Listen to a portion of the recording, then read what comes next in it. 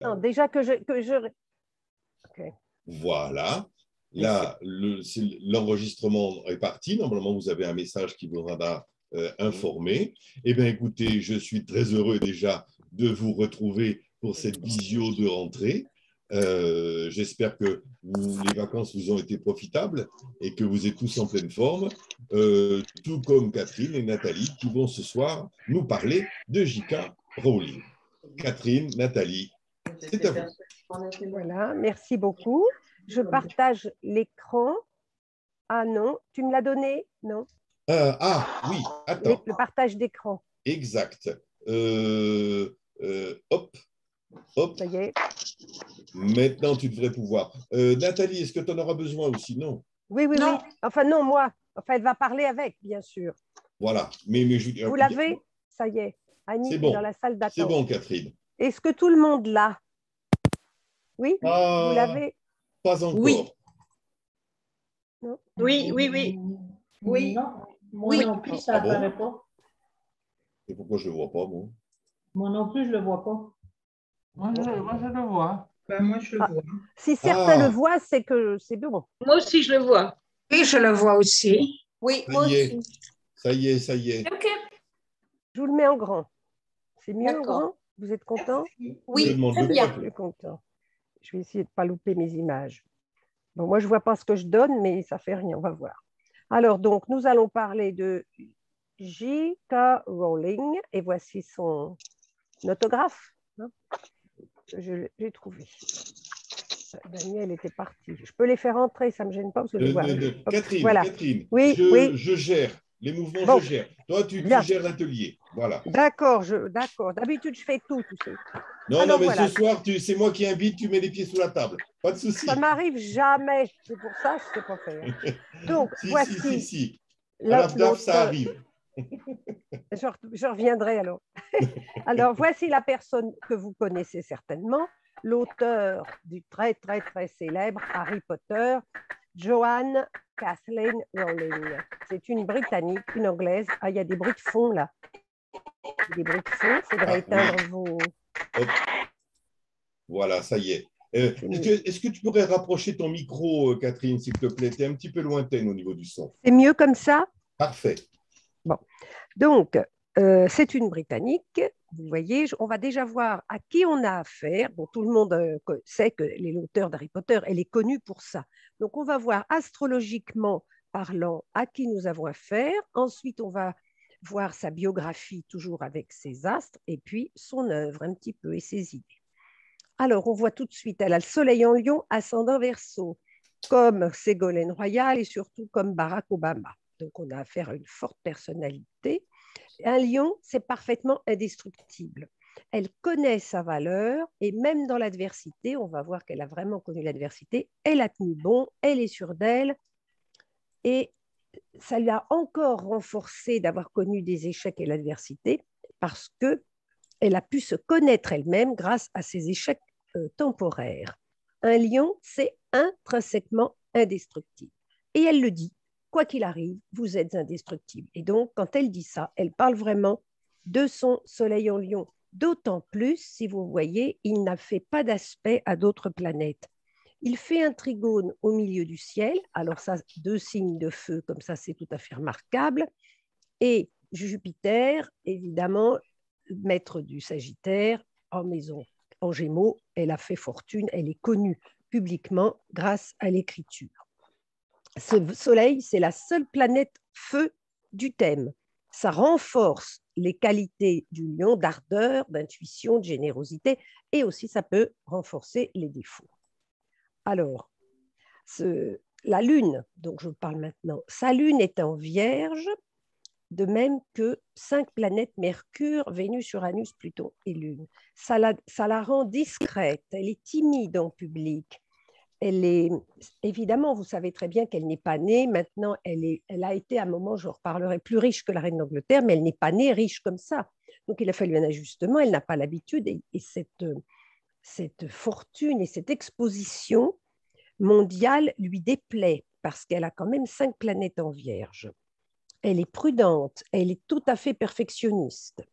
cette lune, elle a aussi les planètes féminines, lune et Vénus en Vierge, plus la lune noire en Capricorne, c'est-à-dire elle est comme son héroïne Hermione, elle n'a pas besoin d'homme, elle est capable de se débrouiller toute seule, elle fait face.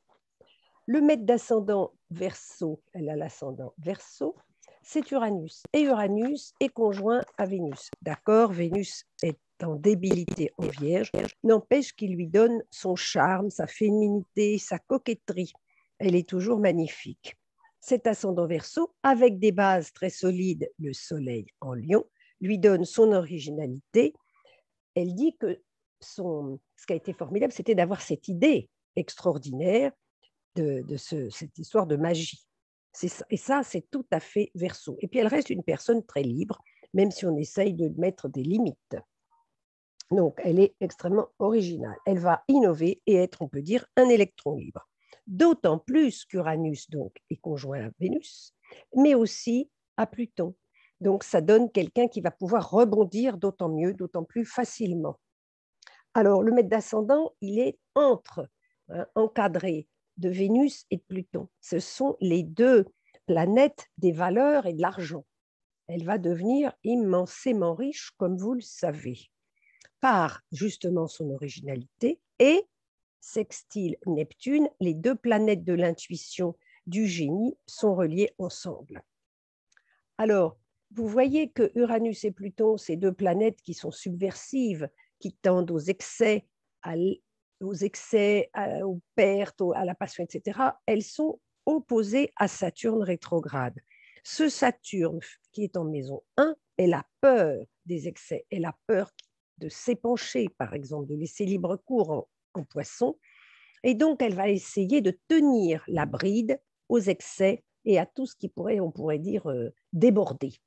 Comme en plus c'est en Vierge, ce n'est pas la personne des débordements et des coups d'éclat. Voilà ce que nous dit toute cette Vierge. En fait, les descentes aux enfers de Pluton et puis les imprévus uraniens, on va dire, elle va leur donner du sens et ça va lui donner des repères, avec cette opposition de Saturne. Son ascendant ici, je n'ai pas encore parlé Verseau, donc maître d'ascendant Uranus, il est parfaitement conjoint à Pallas. Pallas, c'est l'astéroïde de la personne qui parle. D'ailleurs, qui écrit, qui communique, c'est un peu l'impératrice du tarot, Pallas. Et maintenant qu'elle est devenue si riche et si célèbre, on l'écoute. Elle me fait des tweets, comme Donald Trump sur Instagram, elle donne son avis, on lui demande son avis. C'est un peu la philosophe des temps modernes. Donc, et puis elle écrit évidemment, parce qu'elle est connue pour ça. Donc, c'est cette conjonction très étroite. D'ailleurs, elle va toujours parler avec beaucoup d'intelligence et de sagesse. Elle donne son avis. Alors, on va voir maintenant. Donc, on a vu grossièrement à qui on avait affaire. Maintenant, on va faire sa biographie pour voir si ça, à quel point ça colle avec ce qu'on a vu et ce qu'on sait d'elle. Donc, c'est la fille aînée d'une famille écossaise. Sa mère, je crois qu'elle était technicienne de laboratoire, mais elle s'est arrêtée pour élever ses filles. Et son père est un ingénieur en aéronautique. Et ça, donc, quand elle arrive, elle déçoit ses parents parce qu'ils voulaient un garçon. Et pour elle, c'est vraiment une blessure. Donc, c'est peut-être ce soleil en Lion non aspecté. Et elle a une sœur qui naît 2 ans après elle, et elle dit à ses parents, « Ah ben alors là, vous vouliez un garçon ?» Ils disent « Non. » Ben alors, elle ne vous a pas déçu ? Non. Et moi, finalement, vous étiez content de m'avoir comme fille ? Non, non, vous voulez un garçon. Donc, elle continue de les décevoir, et ça lui est très difficile. Alors, elle est extrêmement attachée, malgré ça, elle est très, très attachée à sa mère, Lune Pluton, et cette histoire qu'elle les a déçus, puisqu'ils voulaient un garçon, c'est peut-être justement cette opposition de Saturne. Elle ne donne pas satisfaction, la satisfaction qu'on attend d'elle. Ils ne lui ont jamais caché sa déception. Et peut-être que la naissance de sa sœur réveille une blessure. Vénus-Uranus. À 6 ans, alors, je n'ai pas fait les transits, j'ai toujours utilisé les directions symboliques, c'est-à-dire 1 degré égale 1 an, grossièrement, ça marche assez bien, même grossièrement. On fait avancer tout le thème d'1 degré et on fait aussi avancer les planètes autant de degrés pour rejoindre une autre planète et on voit ce qui se passe. À 6 ans, elle commence sa carrière d'auteur, si on veut, et elle écrit une histoire absolument complète, une histoire de lapin, une histoire de famille. Elle s'inspire de sa famille. C'est toujours très autobiographique ce qu'elle fait, forcément, avec un soleil ici en Lyon. Donc, Saturne rejoint Chiron. Et probablement que dans cette histoire de lapin, à 6 ans, elle a fait un livre complet. Hein. Ce n'est pas 3 lignes ou une page. Ce n'est pas une rédaction. Elle a fait tout un livre. Saturne rejoint Chiron. Et là, elle soigne probablement des blessures à ce moment-là. Alors, ses initiales, c'est J.K. Rowling, parce que lorsqu'elle a commencé à publier, on a dit qu'il ne fallait pas qu'on voit que c'était un homme, une fille, une femme, parce que les garçons qui allaient lire le livre, ça ne leur donnerait pas envie. Donc, elle a pris son initiale Joanne, et K, c'est pour sa grand-mère Kathleen, pour lui rendre hommage, parce que lorsque sa grand-mère est morte, ça lui a beaucoup manqué. Donc, elle a pris le deuxième prénom de sa grand-mère. Sa grand-mère meurt quand elle a 9 ans et on voit le soleil dirigé à ce moment-là qui arrive au carré de Neptune. 9 et 8, 17. Et donc, carré de Neptune, c'est une perte pour elle. Sa mère est diagnostiquée avec la sclérose en plaques lorsqu'elle a 15 ans. Dès 10 ans, déjà, sa mère tombait, trébuchait, faisait tomber des choses. Mais à 15 ans, elle a vraiment le diagnostic de sclérose en plaques. C'est une maladie qui va très vite chez sa mère, très dure, très handicapante. Et sa mère meurt quand elle a 25 ans. Ça, c'est son regret éternel d'avoir perdu sa mère, c'est probablement Lune Pluton, de ne pas avoir pu la voir morte. Son père s'y est opposé, probablement pour la protéger. Elle regrette. Et à ce moment-là, Mercure, maître de sa maison 4, rejoint sa Lune. Mercure, c'est l'enfant qui rejoint sa mère, qui cherche sa mère, si on veut. Mort à la maison, elle est orpheline. D'ailleurs, quand elle écrit Harry Potter, il est aussi orphelin. Avec son père, elle entretient, quand elle en parle, c'est jamais agréable, elle a toujours eu de mauvais rapports avec lui, elle voulait toujours lui plaire, alors c'est peut-être ce Saturne opposé au maître d'ascendant, elle n'a jamais réussi à le satisfaire, donc elle a coupé les ponts. Tant pis, elle fait des coupes sombres, et d'ailleurs, vous voyez, les 2 figures paternelles sont en carré, le soleil, encore figure paternelle, n'est pas aspecté, et Uranus est exactement au carré des nœuds lunaires. Ici est 12 Sagittaire. Uranus est à 12. Et donc, ça veut dire que pour accomplir ce qu'elle doit faire, il faut qu'elle passe par Uranus, c'est-à-dire des coupes sombres, des coupes drastiques. La roue tourne et elle rebondit. Mais pour rebondir et que la roue tourne, il faut qu'elle fasse qu'elle se débarrasse. Bon, alors elle a coupé les ponts avec son père. On n'est pas étonné quand on voit Pallas à l'ascendant, dont je vous ai déjà parlé, Mercure sur le degré, chez lui en domicile, en Vierge, sur le degré 0, le degré de tous les possibles, et Jupiter, maître du milieu du ciel, en Gémeaux, et le nœud nord en Gémeaux, elle est extrêmement bonne élève, et très brillante dans les langues, en anglais, en lettres classiques et en linguistique. Ça ne nous surprend pas. Donc, ben voilà, c'est pour ça qu'on voit tout ça. Et puis aussi, conjoint à la part de fortune, elle a son Mercure. Donc c'est un écrivain né, on peut dire. Après la mort de sa mère, dont je vous ai dit Mercure dirigé, donc en direction symbolique arrive sur la Lune, elle va partir au Portugal. Avant, elle a travaillé à Amnesty International. Et puis, donc là, elle avait donc le maître du milieu du ciel, Jupiter, est carré à Chiron. Elle a beaucoup aimé son travail à Amnesty International parce qu'elle travaillait au secours des déshérités.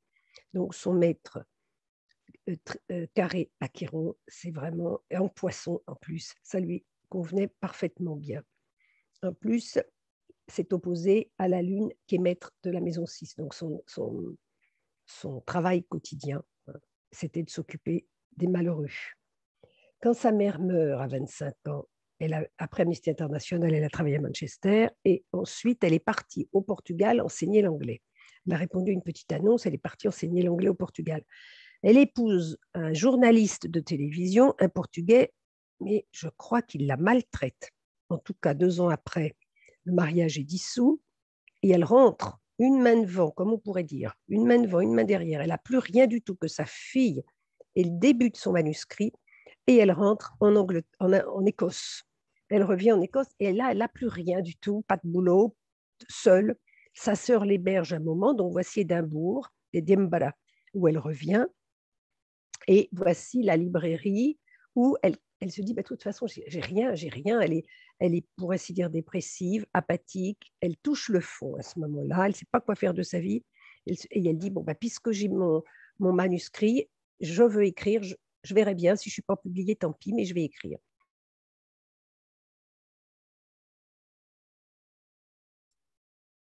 Catherine, le son est coupé.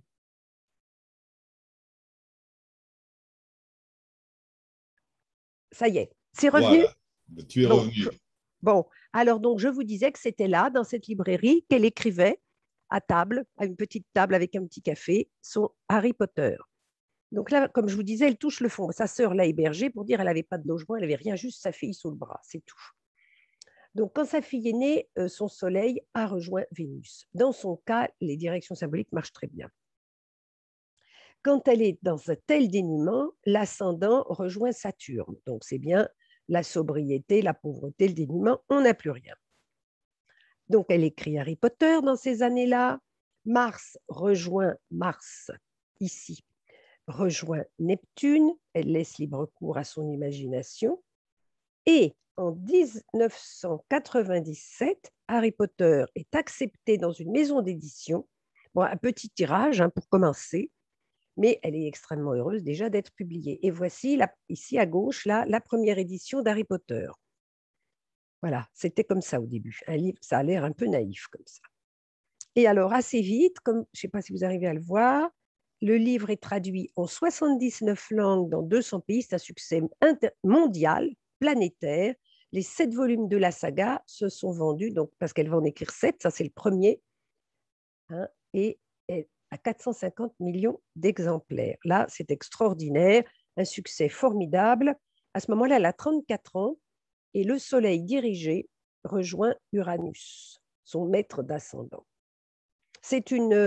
Pour elle, elle est heureuse d'avoir du succès, mais cette fortune lui tombe sur le dos. Elle dit, je vais quand même pas me plaindre, mais c'est quand même très difficile de s'ajuster au fait d'être millionnaire parce que les gens vous demandent de l'argent. Je n'ai pas vécu dans ce monde-là étant enfant. Donc, elle est extrêmement, évidemment, reconnaissante à l'univers de lui avoir envoyé son don et de son succès, mais ce n'est pas si simple. Alors ensuite, Uranus va rejoindre Mars. Donc, c'est pour vous dire que c'est aussi une lutte parce qu'il s'agit de s'organiser quand on a des millions comme ça qui vous tombent dessus. En 2001, alors le suivant, elle épouse Bill Murray, un médecin anesthésiste qui, alors, quand elle épouse Bill Murray, le Soleil, je vous le remontre ici, son Soleil rejoint Pluton. Et alors, Bill Murray, si on compte bien, c'est son deuxième mari, puisque le premier était portugais. Le deuxième mari, Bill Murray, qui est très riche, enfin qui est un médecin anesthésiste, qui partage sa fortune et sa vie quotidienne, il est Maisonneuve, puisqu'il est le deuxième mari. Maisonneuve, c'est le Scorpion, c'est Pluton. Eh bien, un médecin anesthésiste, mais il est anesthésiste ou il fait de la chirurgie esthétique? Voilà que j'ai un doute. Je crois qu'il fait aussi de la chirurgie esthétique, parce que ça ne s'invente pas. Le maître du deuxième mari, il est conjoint à la Lune, il est encadré par la Lune et par Uranus. Donc, il découpe les femmes et il les enjolive, puisque nous avons Vénus pas très loin. Je crois qu'il est anesthésiste et aussi chirurgien esthétique. Il me semble bien. Voilà, ça, c'est le deuxième mari. Oui, et chirurgien esthétique. Ah oui, alors il est en vierge et aussi, bon, il l'accompagne dans sa vie quotidienne. Il est un grand soutien pour elle. Alors, le succès continue, bien entendu, l'argent entre et à 45 ans, le Soleil rejoint sa Lune, donc elle a réalisé son unité, si on veut, et Jupiter rejoint, toujours en direction symbolique, le Soleil. À ce moment-là, elle est la femme la plus riche du Royaume-Uni. Sa fortune est à peu près équivalente à celle de la reine d'Angleterre, et c'est aussi la femme la plus influente de Grande-Bretagne, c'est-à-dire qu'on lui demande son avis. C'est une vraie vedette, comme par exemple les Beatles ou la reine d'Angleterre. Et alors elle dit, mais je ne m'attendais pas à ça, je ne peux pas sortir, mes enfants ne peuvent pas, on ne peut pas vivre une vie normale, je ne peux pas aller sur une plage. Donc elle a un yacht privé, elle a un avion privé, elle a une piscine, comme les municipalités, enfin, c'est extraordinaire. Elle a racheté ici la maison de son enfance, là voilà, c'est la maison de son enfance. Et là, on la voit, donc vous voyez, quand elle fait des sorties comme à la Hollywood, évidemment, elle est très magnifique, très apprêtée et les flashs crépitent à ce moment-là. Ici, on a les 7 volumes d'Harry Potter, sa maison de campagne, ça c'est sa maison de campagne en Écosse. Et elle a écrit, une fois qu'elle a fini les Harry Potter, elle dit qu'elle a terminé. Elle a fait des romans policiers sous un autre nom pour voir si elle aurait du succès, un nom d'homme, Robert Galbraith, et ça a assez de succès. Et puis surtout, elle l'a écrit, elle l'a dédicacé à son mari, un gros pavé, c'est son livre préféré, Casual Vacancy, ça s'appelle Une place à prendre. Et alors ça, c'est amusant, Une place à prendre, parce que c'est vraiment Jupiter en maison 4. C'est une satire sociale, Jupiter, maître du milieu du ciel, et évidemment une satire parce qu'on voit quand même les aspects difficiles, carré Saturne, carré Pluton, etc. C'est son livre préféré, celui-ci. Et je pense que c'est ce Jupiter. Elle l'a écrit avec bonheur. On ne l'attendait pas parce que pour Harry Potter, elle était tenue par les éditeurs d'écrire dans les temps. Alors, est-ce qu'on voit quelque part son immense fortune? Ça devrait se voir quand même, ce qui lui est arrivé, parce que c'est tout à fait extraordinaire. Alors, la maison 2, on va dire les biens et ses valeurs. Les biens, c'est Mars. Mars est dans sa maison karmique 8. Hein, il est dans sa maison karmique 8. Il est au sommet d'un grand trigone ascendant Jupiter, un grand trigone d'air. Donc, elle a l'intuition. C'est ça que ça veut dire. Et c'est avec l'écriture, avec son intellect, qu'elle a fait fortune. Le quinconce Mars Saturne rétrograde lui permet d'ajuster ses peurs, parce que c'est la peur de manquer, et elle peut donner libre cours évidemment à sa générosité, et elle fait du mécénat. Elle donne énormément. La preuve, en 2020, elle a donné 163 millions de livres sterling à des œuvres. Alors, au lieu de donner n'importe comment, de façon désordonnée, elle s'est organisée, évidemment, elle a du personnel, à 3 associations, Volunteer Charitable Trust, One Parent Families et Lumos, et c'est toujours en faveur des enfants déshérités, orphelins et très pauvres. C'est son Chiron en Poisson aussi, qui lui fait donner autant d'argent. Donc, on peut dire, elle se dépouille, Mars, maître de 2 en 8, elle se dépouille de sa fortune, et comme il est en balance, elle essaye un peu de compenser les inégalités. D'autre part, sa part de fortune est juste sur la pointe de 11 en Sagittaire. Et ça nous renvoie encore à ce Jupiter qui est trigone au maître de sa maison 2. Et Jupiter carré Saturne. Elle insiste beaucoup, je suis très organisée en ce qui concerne mon mécénat. Je ne donne pas de façon désordonnée, je donne aux œuvres. Alors, Harry Potter, c'est un livre très pédagogique et très philosophique. La pointe de 5 est en Gémeaux. C'est un livre dont l'écriture en fait une pédagogue. Elle est un professeur, si on veut. D'ailleurs, son honneur est en Gémeaux, en maison 4. C'est la solitude de l'écrivain qui écrit chez lui, et elle est aussi une gloire nationale britannique. Elle est décorée dans tous les pays. Son nœud sud, par le fait, il est en Sagittaire. Et donc, elle est arrivée avec ce bagage, avec cette connaissance, on pourrait dire presque innée, ce qu'on appelle la connaissance avec un grand C, c'est-à-dire tous les philosophes. D'ailleurs, elle a voulu faire des études, apprendre le grec ancien et tous les grands philosophes, et ses parents disaient, c'est pas avec ça que tu vas te nourrir. Ben, ils avaient tort, puisqu'elle utilise toute cette connaissance. C'est pour ça le succès d'Harry Potter. C'est pas juste l'histoire d'un petit magicien. Il transporte avec lui, il communique toute la sagesse antique et toute la philosophie. Donc, elle utilise sa connaissance pour écrire. Hein. C'est ça que ça veut dire. Et elle traite dans ses livres de vastes sujets, la mort, le bien, le mal, etc. Et le fin mot, tout à la fin d'Harry Potter, c'est l'amour est plus fort que tout. Voilà. Donc, c'est là probablement la suprématie du soleil en lion, cet amour qui est plus fort que tout, et Vénus conjointe aussi au maître d'ascendant Uranus. Vous voyez, tout se met en place entre ses écrits, sa vie et son thème. Alors, je vous l'ai dit, ça je vous l'ai déjà dit, il est très très important, son Uranus, puisqu'il est au carré des nœuds. Elle a fait, quand quelque chose ne lui plaît pas, elle fait des coupes sombres. Elle a des intuitions fulgurantes, hein, on l'a vu avec Uranus, évidemment, sextile Neptune. C'était la seule personne de sa famille, quand elle était petite, à aller à la messe. Elle faisait le ménage de l'église après l'office du dimanche pour se faire de l'argent de poche, et elle s'est fait baptiser à 11 ans. Et encore maintenant, elle dit qu'elle est chrétienne pratiquante. Elle va souvent dans les églises, même seule, pour se ressourcer.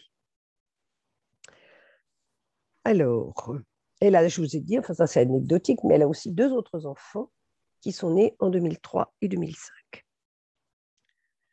Alors, elle dit, on va regarder ce qu'elle écrit, quelques citations que je vous ai préparées, et on va voir qu'on les retrouve parfaitement dans son thème. Si vous voulez voir la vraie valeur d'un homme, observez comment il traite ses inférieurs, pas ses égaux. La maison de la hiérarchie des serviteurs, etc., c'est la maison 6. Et qu'est-ce qu'elle a en maison 6? Elle a ce fameux soleil tout-puissant intercepté. Et elle a dit aussi, il faut faire du mieux qu'on peut. Le mieux qu'on peut, c'est encore la maison 6.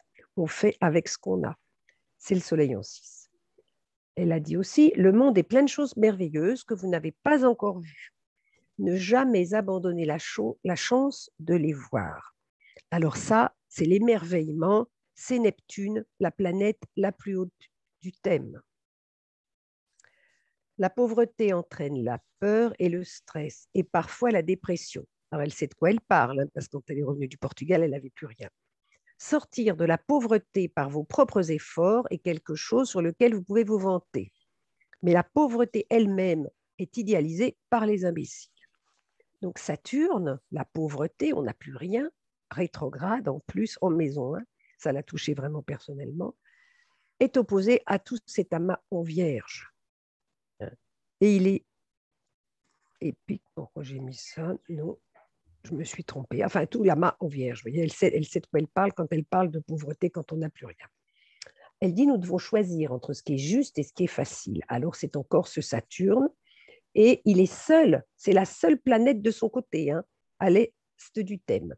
Donc, ça lui donne beaucoup d'importance. Lire beaucoup, la lecture aide vraiment, lisez tout ce que vous pouvez avoir sous la main. 5 planètes en vierge. On peut dire que la lecture, c'est une activité quotidienne, une activité simple, humble. On ne fait pas de bruit quand on lit. Et ce nœud nord en gémeaux, évidemment, et tout ce qu'elle a qui indique les activités intellectuelles. Nous sommes liés au monde par le seul fait que nous existons. Alors ça, cette idée de reliance, c'est encore Neptune là-haut, la planète la plus élevée. Il est très, très important. Et puis, on peut dire aussi quand même Saturne est maître d'ascendant, il est en Poisson. Donc, ça nous relie parfaitement à ce Neptune. D'ailleurs, ils sont liés par un trigone. Hein. Ça va, il y a un peu les deux. Nous portons en nous le pouvoir d'imaginer mieux. Nul besoin de magie pour transformer le monde. Donc, Neptune en Scorpion, trigone Saturne. Ce n'est pas la peine d'en faire des tonnes. Nous avons en nous suffisamment de richesse et donc nous pouvons faire le mieux, du mieux qu'on peut et avec ce qu'on a. Voilà, et c'est ce qu'elle nous dit là, faire du mieux avec le talent qu'on a. Donc, notre talent, c'est Mars, et on va faire du mieux qu'on peut, c'est-à-dire qu'il a un trigone à Jupiter. Voilà. Alors, elle a été invitée, il y a un livre qui s'appelle « La meilleure des vies ». En fait, il reprend le discours qu'elle a fait. Elle a été invitée à Harvard pour faire le discours pour les élèves qui sortent d'Harvard, le jour de graduation, c'est-à-dire de remise des diplômes des étudiants. Elle a fait un discours et donc c'est un petit livre. Il est d'ailleurs en entier sur Internet. Il s'appelle « La meilleure des vies » et en sous-titre il s'appelle des effets insoupçonnés de l'échec et de l'importance de l'imagination. Alors, c'est un peu risible, elle le dit, parce que ces enfants, enfin, ces jeunes d'Harvard, c'est quand même l'élite de l'Amérique. Soit ils sont très fortunés et leurs parents ont payé la bibliothèque, du coup, ils ont été admis.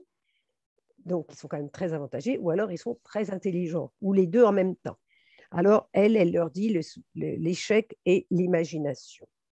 Or, après, elle explique, après 7 ans après la fin de ses études, un mariage raté, un divorce, mère célibataire, sans emploi, sans rien du tout, elle a vu que l'échec pouvait lui montrer l'essentiel de la vie. Elle a touché le fond, elle a trouvé un socle solide avec son soleil en Lion, et Uranus l'a aidée à rebondir. Et elle voit que malgré tout ce qui lui est arrivé, elle est toujours vivante. Eh bien, ça la renforce. Et Pluton aussi, conjoint au maître d'ascendant, en fait, on fait une plutonienne qui est revenue, comme par magie, par la publication des livres. S'il n'y a pas d'échec, c'est qu'il n'y a pas d'essai. Et s'il n'y a pas d'essai, il n'y a pas de vie. Elle a fait preuve de volonté, de discipline et d'organisation. C'est son Saturne en maison 1, opposé à Uranus et à Pluton. Ces deux planètes de débordement en Vierge, ils sont opposés à Saturne qui les retient. Si on veut, elle a mis de l'ordre dans le chaos.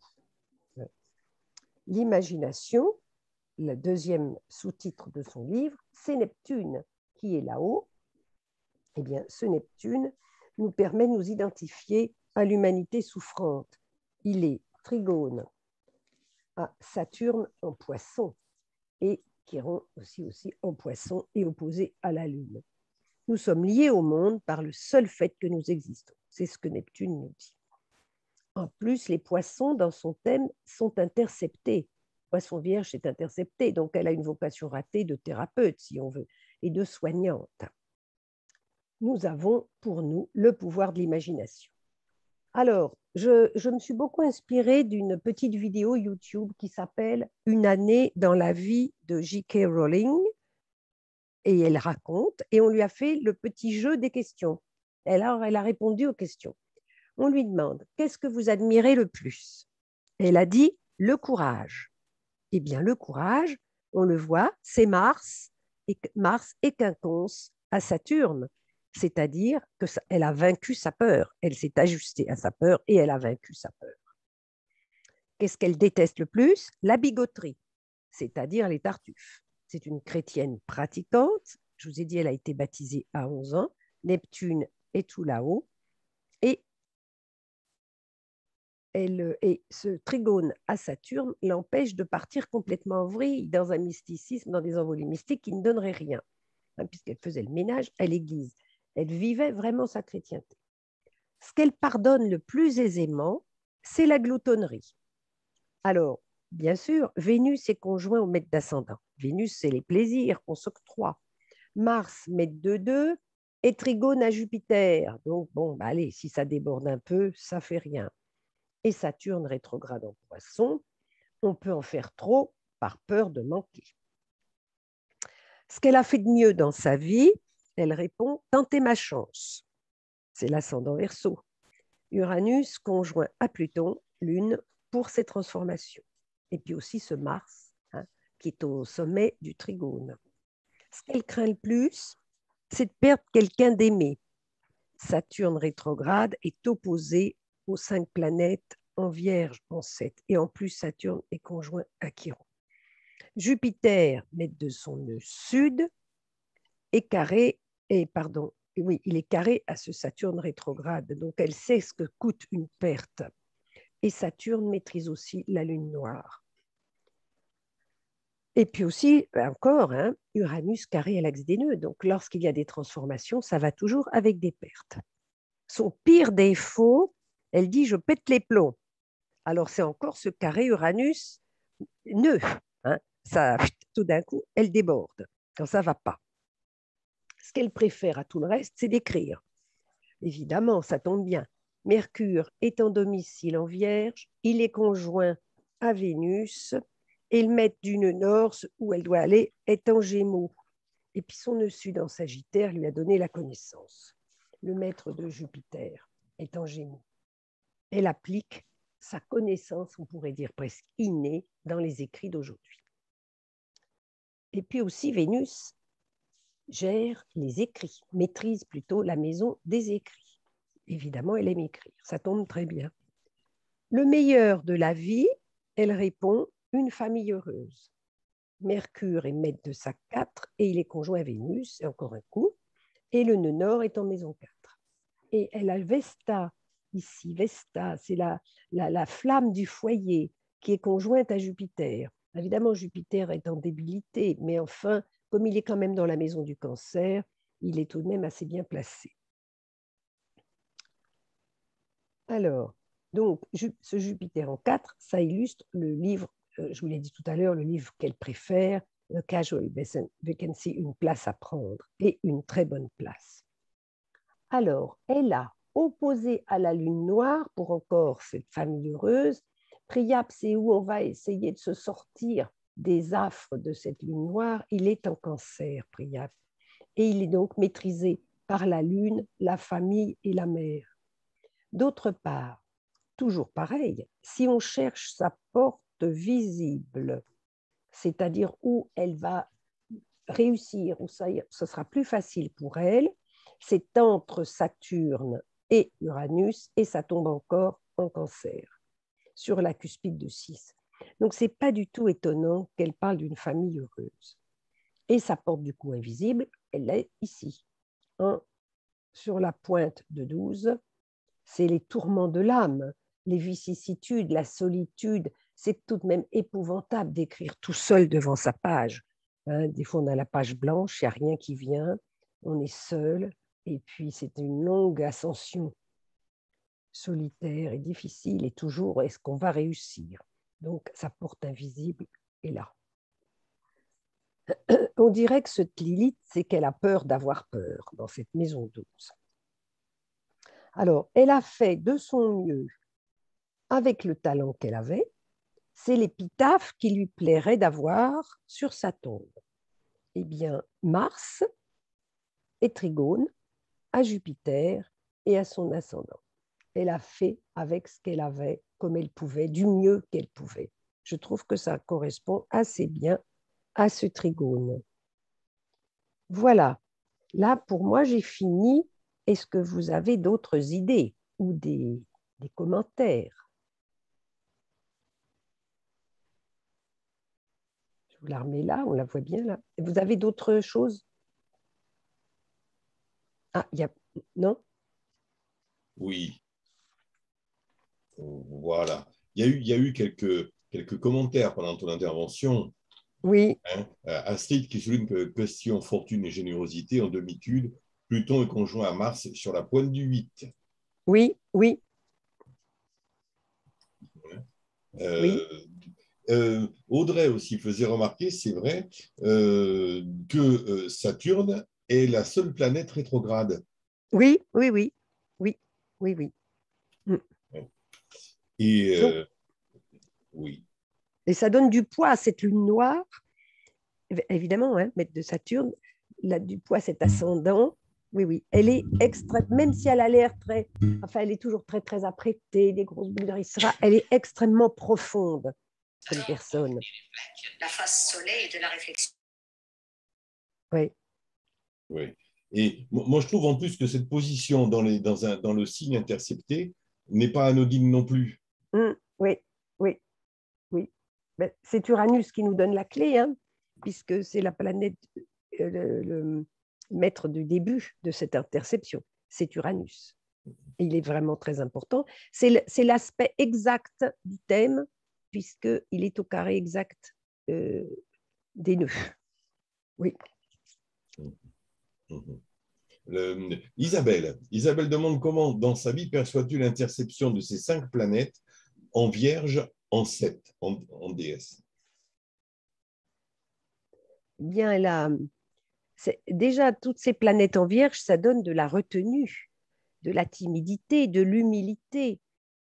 Et alors, en plus, intercepter, ça fait toutes ces énergies qu'il a fallu extérioriser. Mais quand c'est en Vierge, on n'a pas tellement envie de les extérioriser.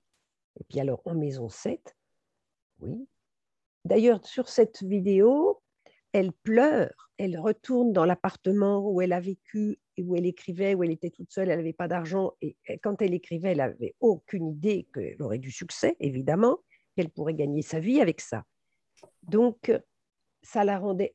Il y avait toujours ce souci de perfection avec la Vierge de ce qu'elle allait faire, mais en restant tout de même très en retrait et très humble, très au service. Et encore maintenant, elle se dit au service de ses lecteurs, par exemple. Elle espère toujours ne pas les décevoir.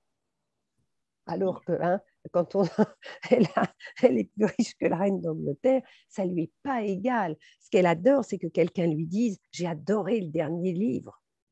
Elle aime encore ses contacts avec l'autre et elle n'est jamais sûre qu'ils vont aimer, qu'ils vont être contents. On sent quand même qu'il y a une fragilité, quoi, quand même. Oui. Elle reste, par exemple, on ne peut même pas imaginer faire don de 163 millions, c'est un don d'une année, vous vous rendez compte? Bon, quand c'est l'anniversaire de son fils, dans cette vidéo, elle fait un gâteau, elle a le tablier, elle est comme tout le monde, elle lui fait un petit gâteau au chocolat, elle dit oui, il aime bien quand c'est moi qui lui fais.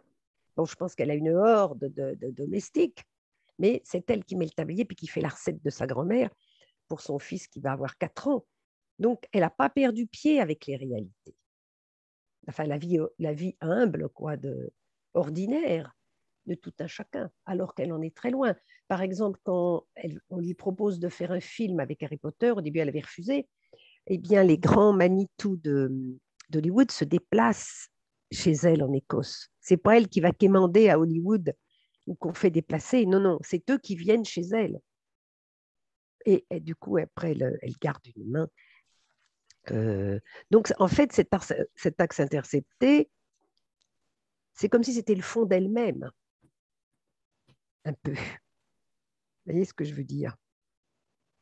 Toutes ces énergies, toutes ces qualités, eh ben, elles ne sont pas sorties tout de suite, on ne les montre pas d'emblée.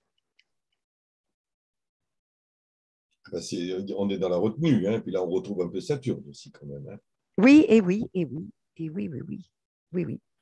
Alors, Marie me demande si on a parlé de son nœud nord. Elle souhaiterait peut-être qu'on en parle un petit Ah peu oui, plus. tu es arrivée en retard, Marine. Et oui, et oui. Son nœud nord, c'est le nœud nord qui fait l'écrivain. Hein, nœud nord en Gémeaux.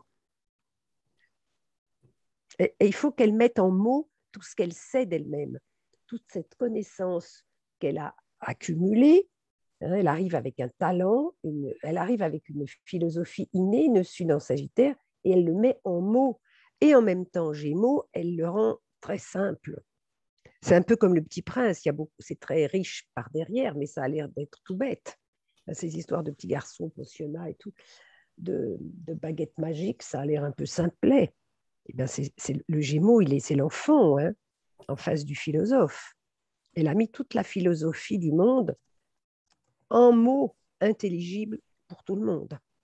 Accessible. Oui, c'est ça. On sent qu'il y a même un côté un petit peu, c'est thérapeutique pour elle, ça lui fait du bien. Ah oui. Non seulement ça lui fait du bien, mais elle a presque aussi envie que ça fasse du bien aux autres en faisant ça. Ah ben oui, oui. Alors, Astrid souligne que Pluton est parallèle au Soleil en déclinaison et Mercure sans aspect est parallèle à Uranus. Oui, parallèle de déclinaison, oui. Oui. Alors, Christian parle de l'amas en vierge, concernant l'amas en vierge. Agatha Christie en avait un, elle aussi, mais à l'ascendant. Oui, elle était vierge, ascendant vierge, oui. Et elle a cette même retenue de pas discrète, quoi. Oui, c'est amusant, ça, c'est parallèle, parce qu'elle était aussi extrêmement riche. Et finalement, on peut dire, on ne savait pas qui elle était vraiment, Agatha Christie, elle ne se mettait pas en avant. Eh bien, Rowling non plus. C'est les autres qui la mettent en avant. Et elle est toujours embarrassée. Elle se dit, mais quand il y a la sortie, enfin, dans cette vidéo que je vous encourage à voir sur YouTube, une année dans la vie de Rowling, on lui organise le jour c'est phénoménal, quand un livre sort, à minuit, ils font tout un truc un peu hollywoodien. À minuit, on compte les secondes et hop, elle se met à signer son livre entre minuit et 7 heures du matin. Les gens ont été tirés au sort. Et puis, ça lui fait comme on dirait un footballeur professionnel. On lui a fait une haie d'honneur. Et elle dit, mais j'arrive pas à croire que c'est pour moi, tout ça.